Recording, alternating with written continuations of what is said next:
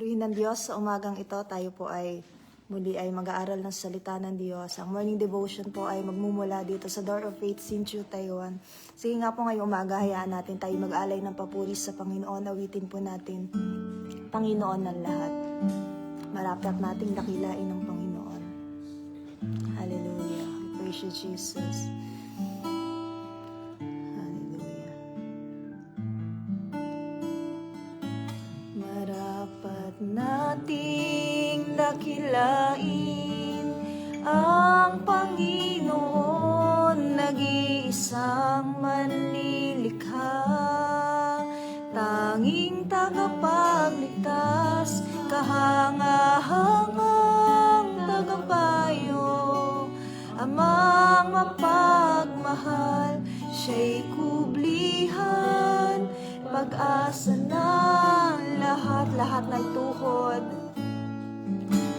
Lahat ng tuhod sa Kanya ay sasamba, lahat ng labi magsasambi ng papuri. Tanging pangalan niya ang itataas, Panginoong Hesus.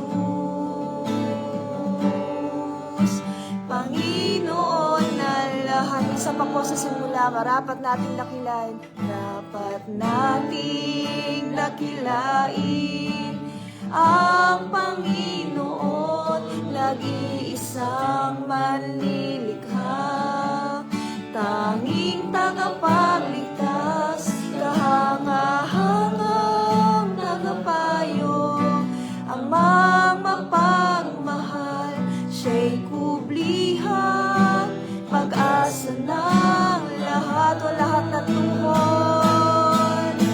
Lahat ng tuhod sa Kanya ay sasamba, lahat ng labi, Panginoon. Hallelujah.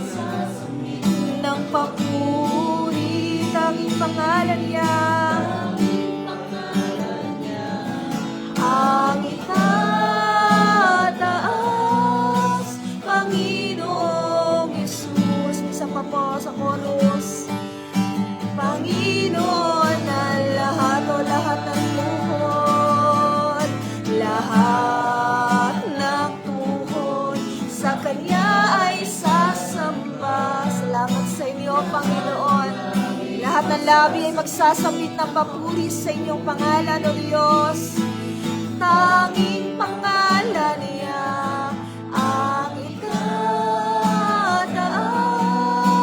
Panginoong Hesus, O Panginoong Hesus, Panginoon ng lahat, Panginoong Hesus, Panginoong Hesus, hallelujah, Panginoon ng lahat. Ayan natin sa umagang ito tayo magsambit ng papuri sa ating Diyos na buhay.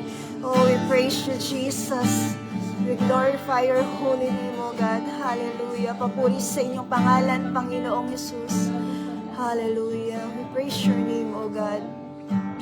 Hallelujah. You are worthy of all the praises. Hallelujah. Salamat sa inyo, Panginoon. Salamat sa inyo, aming Diyos. Hallelujah. Salamat sa panibagong umaga na patuloy niyo ipinagkakaloob sa amin. Salamat sa pagkakataon, Panginoon, na kami muli ay makakapagbulay-bulay na inyong salita. Dalangin namin, patuloy niyo nga po kami samahan ng ni Espiritu. Tuloy niyo ipagkaloob sa amin yung kaunawaan na nagmumula sa inyo. Tulungan niyo kami na sa pasimula pala ng araw, Panginoon, ay mapalapit na kami sa inyo, Panginoon. Makalapit na kami sa inyong presensya, O Diyos. Hallelujah. Salamat sa inyo, Panginoon. Patuloy niyo punuin niyo ang aming mga puso ng kagalakan na nagmumula sa inyo, banal na Espiritu. Salamat sa inyo, Panginoon, sa inyong pinakamataas na papuri, sa inyong pinakamataas na parangal at pagdakila. Itong aming samot dalangin sa matamis sa pangalan ng Panginoong Jesus. Amen and amen. Purihin ng Diyos sa umagang ito. Tayo po ay mag-aaral ng kanyang salita.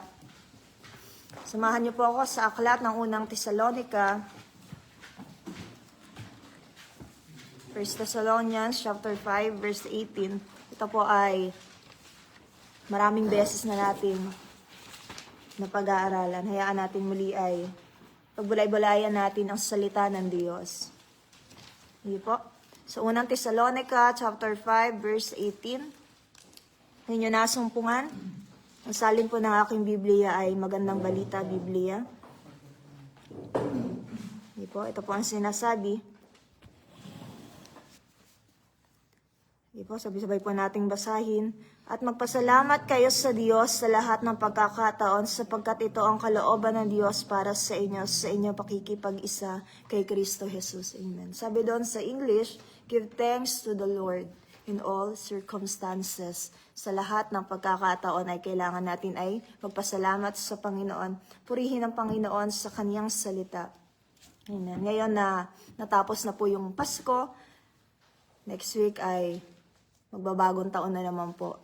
At purihin ang Panginoon dahil napakaraming bagay po na dapat nating ipagpasalamat sa Panginoon. Sabi nga sa loob ng isang taon, sa loob ng buong 2025, napakaraming pangyayari sa ating mga buhay. Marahil maraming pagluha, pero hindi po nawala yung kaligayahan po, yung galak na nagmumula sa Panginoon. Although meron talagang dumadating minsan na mga problema sa buhay natin. Katulad yung salita na joy ng Panginoon, sabi niya doon, joy comes in the morning. Diba po? Kahit na sa gabi ay nalulungkot ka, nalulumbay ka, pero pagdating ng umaga, may panibagong umaga na ibinibigay sa atin ng Panginoon. At yung kagalakan, kahit na maraming problema, ay naroon po sa piling ng Panginoon. Salamat sa Panginoon dahil napakaraming bagay po na dapat natin ipagpapasalamat sa Panginoon. At bilang mga lingkod ng Diyos, ito dapat yung puso natin. Dapat yung puso natin is magkaroon po tayo ng grateful heart towards God. Sabi dyan, sa binasa natin, sabi dyan, at magpasalamat kayo sa Diyos sa lahat ng pagkakataon.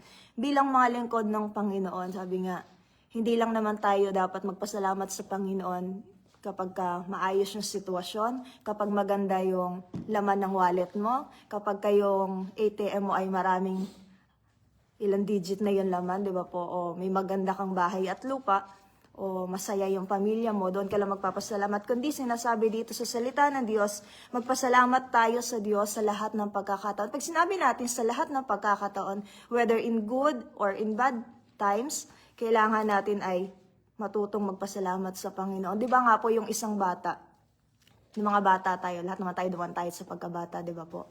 Nang tayo ay bata, tinuturuan tayo ng magulang natin kapag binigyan ka ng isang bagay, ng isang tao, magpapasalamat ka, di ba po?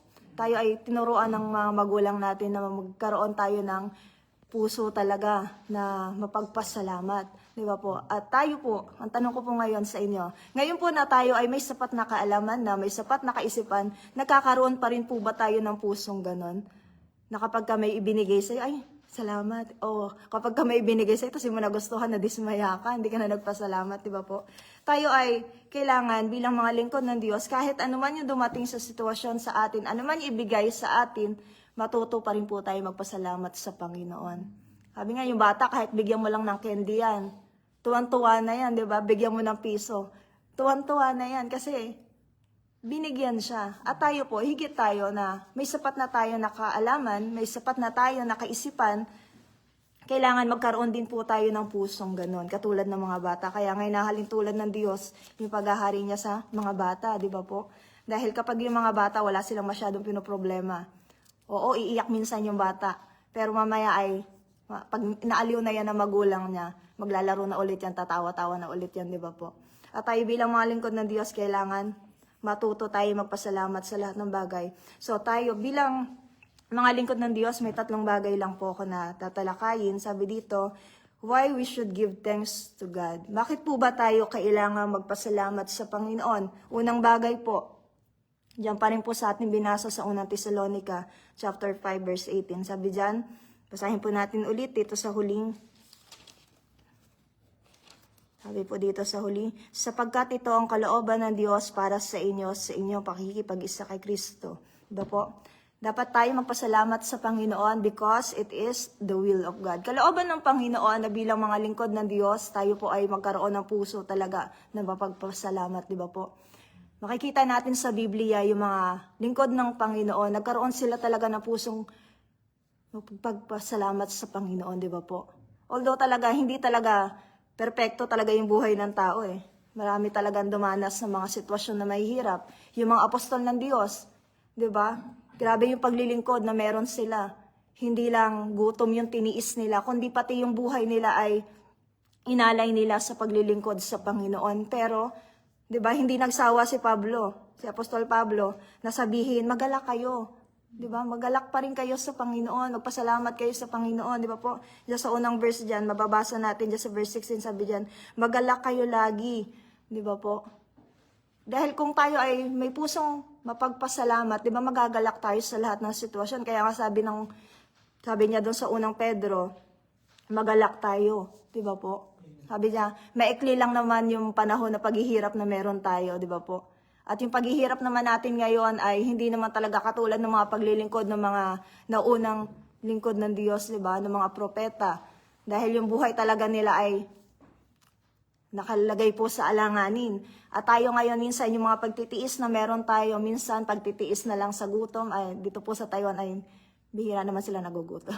Puro kain naman po ginagawa. Di ba po? At siguro po ang pagtitiis na lang po talaga ngayon ay marahil lalo na po dito sa Taiwan ay nagtatrabaho po kami yung puyat, isa po yan. Pero kung tutuusin po talaga, wala pa rin po yan doon sa ginawa ng mga unang lingkod ng Diyos sa paglilingkod nila. So bilang mga lingkod ng Panginoon, kailangan tayong magpatuloy na magpasalamat sa Panginoon dahil kalooban ng Panginoon na tayo ay magpasalamat sa Kanya sa bawat araw. Habi, pagkagising pa lang natin, pagkamulat pa lang na ating mga mata, isang bagay na yan na dapat nating ipagpasalamat sa Panginoon. Dahil hindi po lahat ng tao ay binigyan ng pagkakataon na mabuhay. Di ba po? Kahit nga minsan, yung may mga supling na ipinapanganak po na wala ng buhay. At bilang mga lingkod ng Panginoon na unawaan natin ang salita ng Diyos, matuto tayong i-appreciate yung lahat ng bagay. Di ba po? I-appreciate ang Panginoon. Di ba po? Yung ibinigay sa atin ng Panginoon. Dahil kalooban talaga ng Panginoon. Sabi nga, sa lahat ng ginagawa natin, kailangan maibigay natin yung papuri sa Panginoon. Dahil lahat naman po nung meron tayo ay nagmumula sa Panginoon. Pangalawang bagay po, because He is the source of everything, di ba po? Tayo ay dapat magpasalamat sa Panginoon dahil siya po yung pinagmumulan ng lahat ng bagay. Sabi dyan, punta tayo sa aklat ng Salmo or Psalms, chapter 136. Babasahin ko lang po ng mabilis. At medyo mahaba po. Sabi po dito, sa 136, purihin si Yahweh sa kanyang kabutihan, pag-ibig niya ay tunay, laging tapat, kailanman. Pinakadakilang Diyos ng mga Diyos ay pasalamatan, pag-ibig niya ay tunay, laging tapat, kailanman. Sa verse 3, ang Panginoon ng mga Panginoon ay ating pasalamatan, pag-ibig niya ay tunay, laging tapat, kailanman. Sa 4 po, dakilang himala at kababalaghan, tanging kanya lamang, pag-ibig niya ay tunay, laging tapat, kailanman. Sige po, patuloy po natin hanggang sa baba po. Itong kalangitan, kanyang ginawa ng buong kahusayan. Pag-ibig niya ay tunay, laging tapat kailanman. Nilikha ang lupa at pati ang mga tubig nitong kalaliman. Pag-ibig niya ay tunay, laging tapat kailanman. Siya ang lumikha, siya ang gumawa ng araw at ng buwan. Pag-ibig niya ay tunay, laging tapat kailanman. Nilikha ang araw upang sa maghapon ay siya'y tumanglaw. Ang pag-ibig niya ay tunay, laging tapat kailanman. Di ba po? Mababasa natin dito na talaga ang Diyos, siya po yung pinagmulan ng lahat ng bagay. Sabi doon sa aklat ng John, chapter 1, verse 3, sa lahat ng bagay po ay nilikha sa pamamagitan ng ating Panginoon. Di ba po? At ayan po yung isang bagay na dahilan kung bakit tayo ay dapat magpasalamat sa Panginoon. Sabi ko nga po, kahit yung hininga natin ay nagmula sa Panginoon. Kung siya yung lumikha na langit at lupa, siya din po yung lumikha sa atin. Di ba po? Oo, galing tayo sa magulang natin, pero tayo po ay nagmula sa Panginoon. Kung hindi tayo pinagkaloob ng Diyos, ay wala tayo dito sa mundo na ito, di ba po? Dahil wala naman po sa atin naniniwala na galing tayo sa mga unggoy, di ba po? Kung kayo ay naniniwala, ako ay hindi. Di ba po? Tayo lahat ay nilikha ng Panginoon. Kaya nga, di ba po, sabi niya sa salita niya, tayo ay nilikha sa wangis ng Diyos. Isa po yung napakagandang bagay. Hindi lang tayo nilikha ng Diyos, kundi nilikha tayo ng ayon sa wangis ng Panginoon. At tayo ay higit doon sa ibang nilikha ng Panginoon, di ba? Dahil ang Diyos, na siyang lumikha sa atin, siya din po yung nag-alay ng buhay niya para sa atin. Kaya isang bagay yan na dapat natin ipagpasalamat palagi. Hindi lang sa araw ng Pasko dahil inaalala natin na may Diyos na isinilang yung ating tagapagligtas, kundi sa bawat araw po, kailangan natin ay alalahanin yung kabutihan ng Panginoon sa atin. Kahit dumadating na yung mga sitwasyon na mahihirap sa ating mga buhay, magpasalamat pa rin tayo sa Panginoon. Hindi naman magi-stay yung situation na yan sa atin eh. Sabi nga, di ba po, sa Ecclesiastes, there are seasons for everything, di ba po? May panahon sa lahat ng bagay. At hindi naman sa, pag may problema ka ngayon ay 1 taon mong po problemahin niya. Pag may lagnat ka ba, 1 taon ka lalagnatin? Di ba? Hindi naman po. At isang bagay po na ipapasalamat natin sa Panginoon. Dahil siya talaga ay mabuting Diyos. Amen. Dahil kung hindi siya mabuti ay paano na po tayo? Di ba po? Sabi ko nga po, sa loob na 1 taon, siya yung Diyos na nagtawid sa atin. Kaya po, kung makikita niyo sa post sa FB, yung isang bata na akay-akay ng Panginoon. Dahil ang Diyos yung nagtawid sa kanya. It's only by His grace. Kaya po tayo ay naitawid niya. Sabi doon sa isang awitin ni Don Moen, sabi doon, we made it through because of you. Di ba po? Sabi po doon sa isang awitin niya, sabi doon sa Here We Are. Napakagandang awitin po iyon na kung saan kapag inaalaala natin, sabi doon, kahit doon sa karamdaman, nandoon yung Diyos, siya yung tumatawid sa atin. It's only by the grace of God kung bakit po tayo nakakapagpatuloy sa Panginoon. Kung bakit masasabi natin na napagtagumpayan natin yung buong 2025 nang dahil po sa biyaya ng Panginoon. Amen po. Huling bagay po.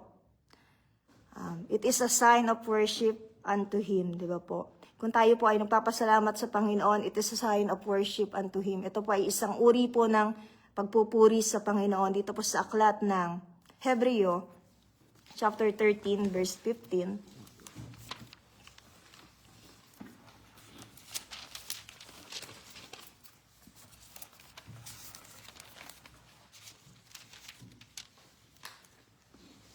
Sabi po dito, kaya't lagi tayo mag-alay ng papuri bilang handog sa Diyos sa pamamagitan ni Jesus, papuring mula sa ating mga labi na nagpapahayag ng ating pagkilala sa Kaniyang pangalan. Amen. Salamat sa Panginoon. Isa pa pong verse. Punta pa po tayo sa Psalms 100, verse 4.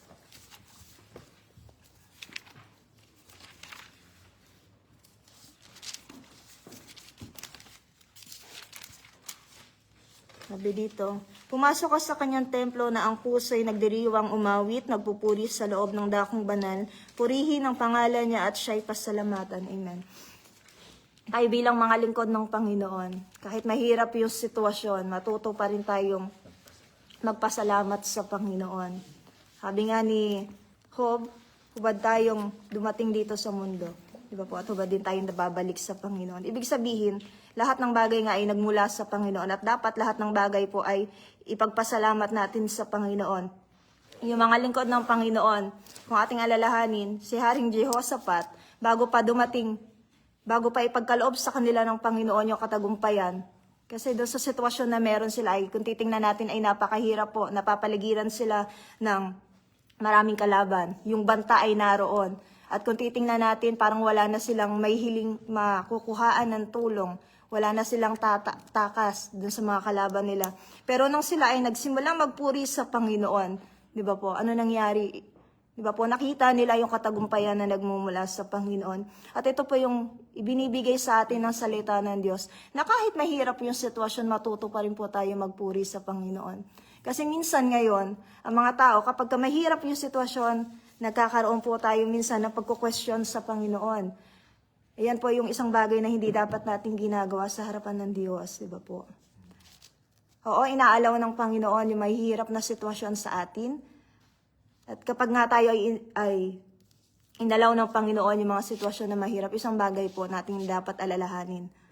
Yung tulong po na nagmumula ay ibibigay din po ng Panginoon. Di ba po? Dahil hindi tayo bibigyan ng Panginoon ng isang bagay na higit sa ating kakayanan. Dahil alam ng Diyos yung mga kakayanan na meron tayo. Alam ng Panginoon yung limitasyon na meron tayo. So bilang mga anak ng Panginoon, Kailangan tayo lagi magpuri sa Panginoon. Lord, mahirap yung sitwasyon ko, pero aawit pa rin ako sa iyo. Lord, mahirap yung sitwasyon ko, pero salamat, Panginoon. Amen. Dapat, kahit mahirap yung sitwasyon, kailangan i-motivate pa rin natin yung sarili natin kahit ang hirap na minsan ngumiti. Pero sabi nga bilang mga lingkod ng Panginoon, mahirap man yung problema, di ba po? Pero nandyan pa rin yung joy. It is the fruit of the Holy Spirit po. Kailangan magiging evidence sa atin yon. Kailangan makikita pa rin po sa atin yon.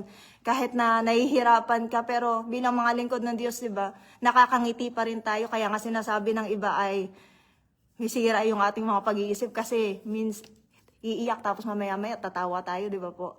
Mahirap yung sitwasyon pero nakikita nila minsan na nakakangiti ka pa rin. Dahil yung joy is naroon po na nagmumula sa Panginoon. At yung banal na Espiritu po ay nasa atin na.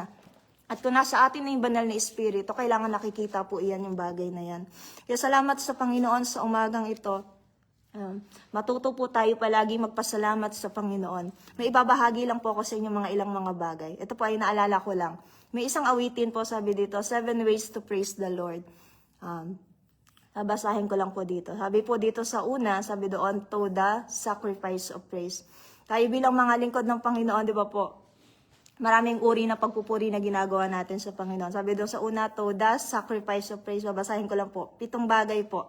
Sabi sa pangalawa, yada, let your hands be raised. Sa pangatlo, sabi dito, barak, with a quiet voice. Sa pang-apat po, halal, let your soul rejoice. Sa 5, samar, play for him a song. Tihila, you can sing along. At yung pang-7 po, shabak, shout for joy. Amen. Ayan po yung alalahanin natin. Iba't iba yung pamamaraan natin sa pagpupuri sa Panginoon. At ano man yung paraan natin dyan na ginagawa natin sa pagpupuri ng Panginoon, pagpatuloy lang po natin. Ang Diyos po ay napapapurihan kapag tayo po ay patuloy na nagpapasalamat sa Kanya, kapag tayo ay patuloy na lumalapit sa Kanya ng puso po na buong pusong nagpapasalamat sa Panginoon. Kaya sa darating na panibagong taon ay tayo ay patuloy na magpasalamat sa Panginoon. Expect natin na yung tulong na nagmumula sa Panginoon ay lagi nandyan. Diba po? Kaya nga po sabi doon sa Psalms 121, my help come from the Lord, the maker of the heaven and earth. Diba po? Kung siya yung may likha na langit at lupa, diba po? Ano pa po mga bagay na mahirap sa Kanya? Kung siya yung lumikha sa atin, diba po? Higit pa po doon sa salapi, higit pa doon sa anumang bagay na meron dito sa mundo, kung yung tulong na nagmumula sa atin ay nagmumula sa Panginoon. Amen. Kasi kung yung tulong na inaasahan lang natin ay nagmumula sa tao, alam niyo po, minsan magkakaroon tayo ng disappointment. Minsan masasaktan tayo kapag doon sa tulong na nagmumula sa tao. Kasi hindi namimit yung gusto natin, di ba po? O hindi talaga nabibigay yung tulong na nagmumula sa atin. Yung tulong na kailangan natin po. Pero kung tayo ay lagi umaasa sa Panginoon, asahan po natin, hindi po tayo mag-disappoint. Amen. Kaya patuloy tayo palagi magpasalamat sa Panginoon sa lahat ng pagkakataon. Sabi dito sa Efeso chapter 5 verse 20. Hindi po.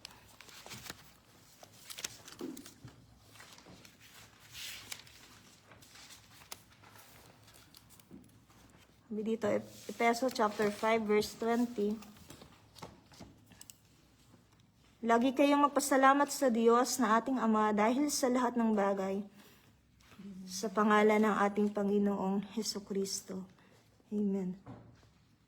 Sabi doon, give thanks always for everything. Amen. Magpasalamat tayo sa Panginoon sa lahat ng bagay. Amen. Katulad nga po, sabi ko sa inyo kanina, katulad ng isang bata na kahit isang bagay lang, kahit candy lang ibigay mo, kahit piso lang ibigay mo, ay tuwang-tuwa na yan, di ba po? Maging katulad po tayo ng mga bata. Di ba po? Kapag may ibinigay sa atin yung Panginoon, pasalamat tayo sa Panginoon. Minsan kasi tinitingnan natin kung yung halaga ng ibinigay sa atin. Di ba po?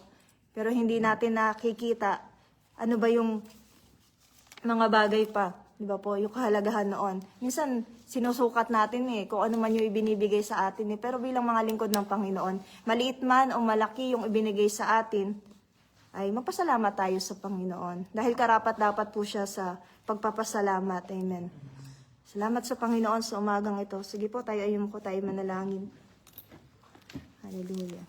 Praise you, Jesus. Purihin kayo, Panginoon. Dakilain kayo sa umagang ito. Yung Diyos na tapat na hindi nagbabago sa aming mga buhay. Salamat sa inyo, Panginoon, katulad ng aming pinag-aralan. Tulungan niyo kami sa umagang ito na laging mapuno yung aming mga puso ng papasalamat sa inyong harapan. Na kahit anuman yung mga sitwasyon na pinagdaraanan namin o pagdaraanan pa namin, Panginoon, tulungan niyo kami na magkaroon kami palagi, Panginoon, ng pusong nagpapasalamat sa inyong harapan. Panginoon, salamat sa matatapos naman, Panginoon, na isang taon. Lagi namin masasabi, O Lord, that's only by your grace, O God, kung bakit kami nakatawid, Panginoon, sa loob ng 2025. Salamat sa inyong biyaya, Panginoon. Patuloy niyo samahan yung mga lingkod niyo. Ano man yung mga journey namin, Panginoon, sa paglilingkod. Isang bagay na alam namin, kayo yung Diyos na patuloy na sasama sa amin. Kayo yung Diyos na patuloy na magtatawid sa amin. Hallelujah. Patuloy niyo kami, Panginoon, samahan sa bawat araw. Lagay niyo palagi, Panginoon, sa aming mga puso yung kagalakan na nagmumula sa inyo. Hallelujah. Sa paglilingkod namin, Panginoon, minsan may mga sitwasyon na hindi maganda. Hallelujah. Pero, Panginoon, ilagay niyo pa rin sa amin yung kagalakan na nagmumula sa inyo. Makita pa rin, Panginoon, yung bunga ng banal na Espiritu sa aming mga buhay. Salamat sa inyo, Panginoon. Ang dalangin namin sa buong maghapon, patuloy na ipagsama na inyong banal na Espiritu, maranasan sa bawat Sunday services, O Diyos, sa loob at sa labas ng bansa, mula sa Pilipinas, dito sa Taiwan, Panginoon, at sa ibang mga sulok, Panginoon, ng mundo, ay patuloy nyo nga po samahan yung mga lingkod nyo na magdaraos ng gawain mamaya, O Diyos. Hallelujah. Mapapurihan namin kayo, Panginoon. Mapasalamatan namin, Panginoon. Maibigay namin yung pinakamainam na papuri sa inyong harapan. Salamat sa inyo, Panginoon. Pinagkakatiwala namin sa inyo yung lahat ng bagay. Sa inyo nga po yung pinakamataas na papuri. Sa inyo nga po yung pinakamataas na panangal at pagdakila. Ito ang aming samot dalangin sa matamis sa pangalan ay Panginoon Jesus. Amen and amen. Purihin po ang Panginoon, sa Diyos po ang papuri.